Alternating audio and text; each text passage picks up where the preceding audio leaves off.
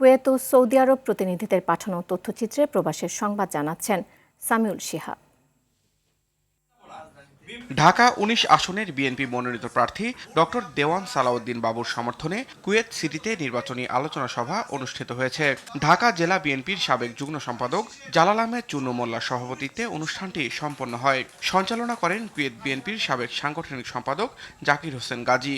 অনুষ্ঠানে প্রধান অতিথি হিসেবে ভার্চুয়ালি যুক্ত হয়ে বক্তব্য রাখেন ধানের শীষের প্রার্থী ডক্টর সালাউদ্দিন বাবু।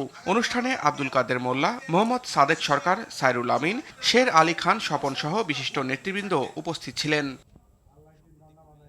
বাংলাদেশ রিপোর্টার্স অ্যাসোসিয়েশন সৌদি আরব পশ্চিমাঞ্চলের উদ্যোগে জেদ্দায় এক মতবিনিময় সভা অনুষ্ঠিত হয়েছে। সংগঠনের সভাপতি সোহেল রানার সভাপতিত্বে অনুষ্ঠানে প্রধান অতিথি ছিলেন প্রধান উপদেষ্টা এম.ওয়াই আলাউদ্দিন। সভায় নবাগত সাংবাদিকদের ফুল দিয়ে বরণ করে নেন সংগঠনের সিনিয়র সহসভাপতি মাসুদ সেলিম, আরটিভি প্রতিনিধি হানিস সরকার উজ্জ্বল, সাজেদুল ইসলাম, সেলিম আহমেদ ও সিনিয়র যুগ্ম সম্পাদক মোহাম্মদ ফিরোজ। নেতৃবৃন্দ সকলকে স্থানীয় আইন মেনে এবং সাংবাদিকতার মর্যাদা বজায় রেখে পেশাগত দায়িত্ব পালনের আহ্বান জানান। জেদ্দায় উৎসবমুখর পরিবেশে সৌদি বাংলা গার্মেন্টস অ্যাসোসিয়েশনের বার্ষিক ক্রীড়া প্রতিযোগিতা ও মিলন মেলা অনুষ্ঠিত হয়েছে।